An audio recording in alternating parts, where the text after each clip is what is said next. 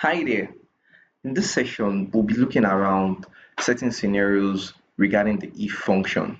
If you recall, well, easy to apply the if function when you have scenarios like scores. So you have score bands here, 30, 40 with labels, typically like grades. So if you say if someone has a score below a certain band, a particular grade should be assigned to that person. We can do that with a simple if formula or a nested if formula as the case may be.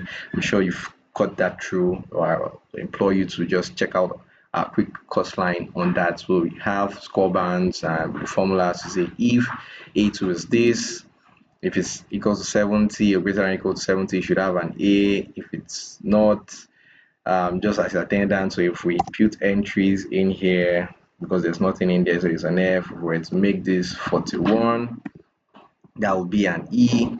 If this was 46, that'd be that's 56 there. So 56 is a C, 46 or 48 would be a D. 60, anything in 60 would be a B, and if it's above up or equal to 70 bar, it will result in an A, and that's because of this rule here. Now, what about scenarios where it's not an exact number, like an exact value? So if it's equal to M, you say male and things like that. What about if within that particular cell you have values embedded in it?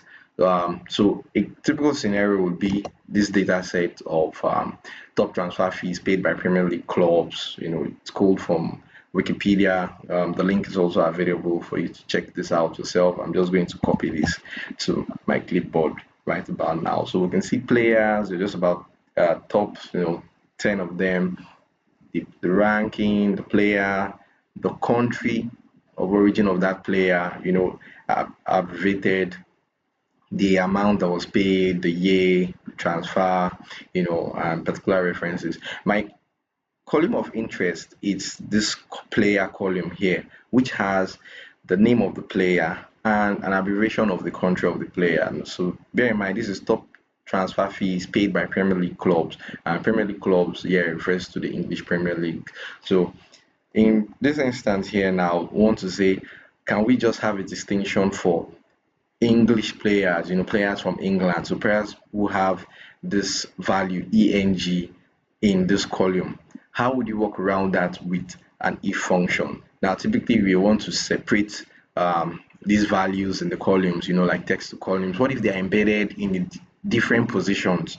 What would you do? You could still use an if function. So quickly, we're just going to import that data, right? So you have anything above Excel 2013, you're able to just import from the web, which we've covered. So the URL which I copied, I have it pasted in there, and I click on OK.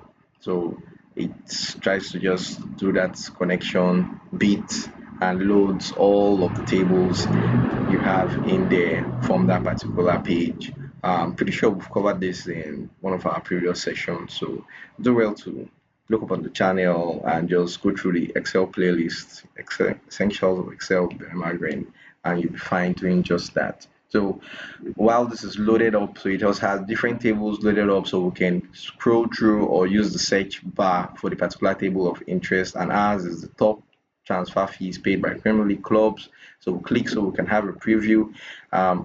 Not basic formatting needs to be done on this, so I'm just going to click on load here, and so we have this view pop up extracting the data from that particular table on the web page there. So you just give it a few seconds for all of that to get loaded up on your screen. And voila, we have the data set loaded up right here, in the tabular form. So I'm just going to close this here. And so we have the column, and like I said, our column of interest is this player column, right? So we have player column with the name of the player and the country of the player enclosed in abbreviated parentheses or brackets as the case may be. Now, what do I say we want to extract here? My keen area of interest is to check if it's an English player, a player from England, right? So I just want to check if there's ENG in it, and I still want to use just going to label this column here checker. So I still want to use an if function to work around this. Now, from what I've said, the if function works with exact matches, equal to or greater than equal to, but not for wildcard or approximate searches. So to achieve this, we're going to have to work, do a little bit of workaround. So two functions are going to be embedded in this if function. One of such functions is the search function and its number function. Okay, so I'm just going to write this out and then I'll explain the result of this. So let's start from right to left. So the search function, I'm searching for eng within this column here, right? And I'm okay with that. So what does the search function perform for you? It goes to search for a particular string within or a specified string, so to speak, or within a specified text, as the label says, and it returns the position of that match. If none is found, it's false. But if there's a match, it returns the position of its search result. Okay, so closing this, it means that the position is a number. The is number just checks to see if the value contained in it is a number and returns true. Okay, so if eng is found in the column, it returns the position where eng is found and returns a number, which is the position, a number to the isNumber function. The isNumber function, on the other hand, supplies the if function with a true value. Okay, did you get that? So it supplies the if function with a true value. Okay, so and that's all we need the if function for those two things for. So we're saying if it's a true value, then we can specify to return England. All right, England, and if it's not, perhaps we could just leave it blank, or you could specify something else. And I hit enter, and voila. So where we have the first entry of Enzo Fernandez here, we'll see that it's blank because there was nothing specified. ECU is not ENG. ENG here, so we have England returned. So you can just look at the function, okay, and try it out and think of other case scenarios. I've had to apply this, at work and other consultancy needs.